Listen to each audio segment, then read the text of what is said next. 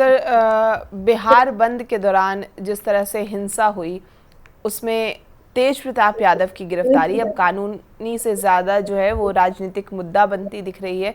एक और सरकार इसे कानून व्यवस्था और हिंसा पर सख्त कार्रवाई बता रही है, वहीं विपक्ष से राजनीतिक प्रतिशोध का मामला बता रहा है। जिस तरह से तेज प्रताप पर हत्या के प्रयास जैसी गंभीर धारा लगने से कानूनी चुनौती बढ़ गई है, लेकिन राजनीतिक रूप से अगर हम बात करें तो उन्हें संघर्षशील नेता की छवि बनाने का अवसर ज़रूर मिल सकता है। और ये घटनाक्रम जो है वो लालू परिवार की आंतरिक, जिस तरह से राजनीति, विपक्ष की एकजुटता और बिहार में युवा राजनीति, तीनों पर असर डाल सकता है।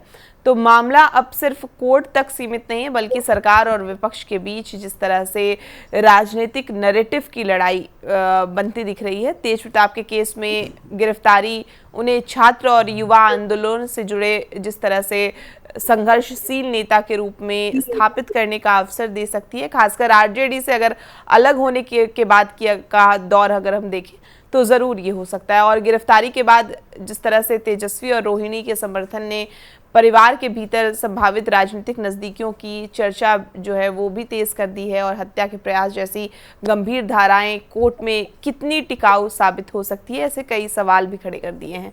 तो क्या इस गिरफ्तारी से तेज प्रताप की जो हम बात कर रहे हैं कि इंडिपेंडेंटली तेज प्रताप क्या अपनी आइडेंटिटी क्रिएट कर पाएंगे, वो मजबूत हो पाएंगे? देखिए, अगर बिहार में विपक्ष की राजनीति के नजरिए से इस घटना को देखा जाए तो तेज प्रताप यादव की जो छवि पिछले 2-3 दिनों में बनी है वो तेजस्वी यादव से काफी बेहतर बनी है। ये बहुत ही राजनीतिक तौर पे महत्वपूर्ण क्षण था जब पूरा देश छात्र आंदोलन में या जेएनजी के आंदोलन से प्रभावित था, सड़कों पे जेएनजी के साथ था। उस वक्त जो तेजस्वी यादव कहाँ थे किसी को पता नहीं। वो दिल्ली थे, विदेश थे, कहाँ खोए हुए थे, कोई बयान नहीं था, कभी सोशल मीडिया पे भी नहीं आए। वो तो यंग है, देखिए कि देश के प्रधानमंत्री भी इंस्टा पे आना शुरू कर दिए। पूरा देश, पूरा यूथ सोशल प्लेटफॉर्म पे था, कोई पक्ष में हो या विपक्ष में हो। लेकिन इस जो आंदोलन था उस आंदोलन से प्रभावित था, उसको लेकर के कुछ ना कुछ वो कर रहा था। इस पूरे माहौल के बीच जो प्रतिपक्ष के नेता हैं बिहार के, बिल्कुल गुमनाम थे।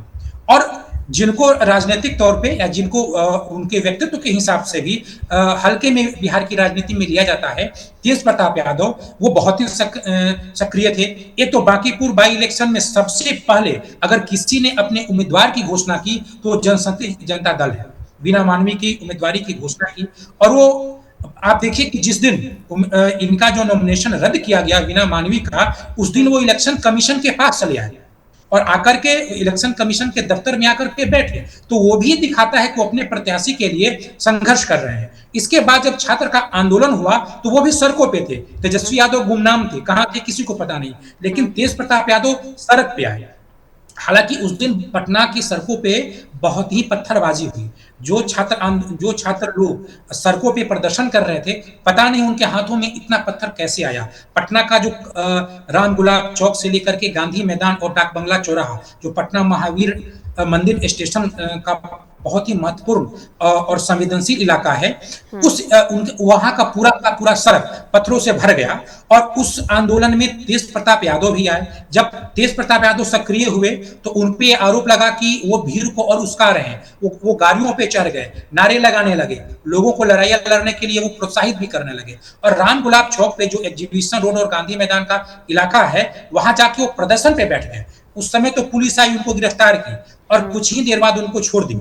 बाद में डाक बंगला चौराहा के पास सिटी सेंटर मॉल है, वहां पे आकर के शाम में पुलिस ने उनकी गिरफ्तारी की है। हालांकि उनकी गिरफ्तारी से कुछ देर पहले पटना में जो गांधी मैदान पुलिस थाना है, वहां पे किसी ने बम भी फेंका था और वहां के पुलिसकर्मी बाल बाल बच गए। उस दिन जो पटना में पत्थरबाजी हुई थी, कई पुलिसकर्मी घायल हुए, कुछ मीडिया कर्मी घायल हुए।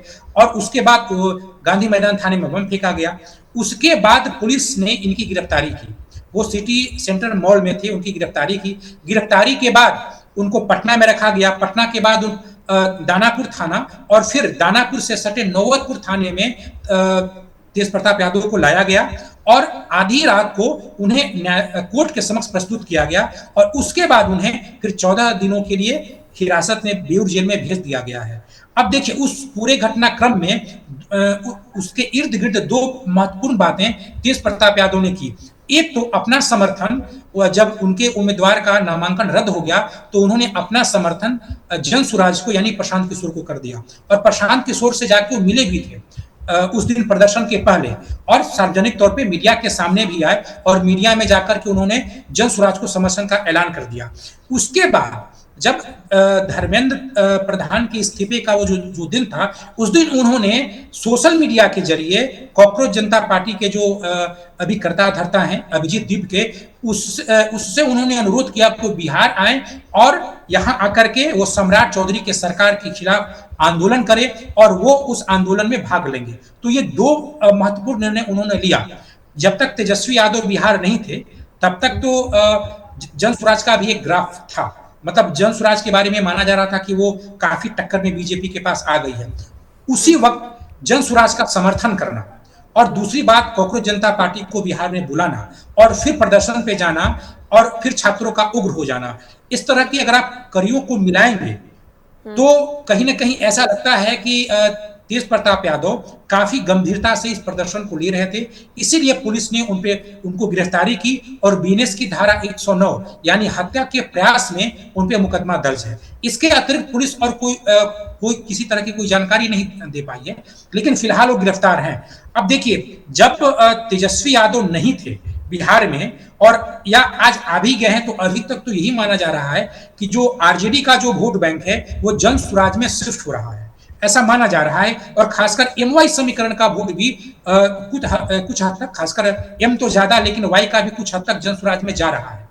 अब आप कल्पना कीजिए कि अगर तेजस्वी यादव मैदान में नहीं आते या अगर आ भी चुके हैं, अपने वोट बैंक की रिकवरी अगर वो 48 घंटे में नहीं कर पाए, तो एमवाई समीकरण का जो वोट बैंक जन स्वराज में जाएगा, जन स्वराज को समर्थन देने के कारण उस पर क्लेम तेज प्रताप यादव का बढ़ जाएगा। मीडिया में वो इस बात को भुना सकते हैं कि चूंकि हमने समर्थन दे दिया जन स्वराज को, इसीलिए अच्छी खासी संख्या में मुस्लिम लोग आ गए, अच्छी खासी संख्या में यादव लोग आ गए। इस तरीके से क्लेम करने का एक स्पेस उनके पास भी रहा है।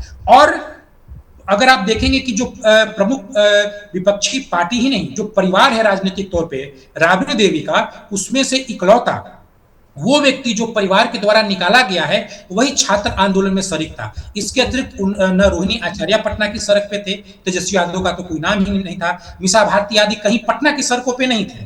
तो सबसे बड़ी बात यह हो गई कि अब उस परिवार का कोई था भी नहीं।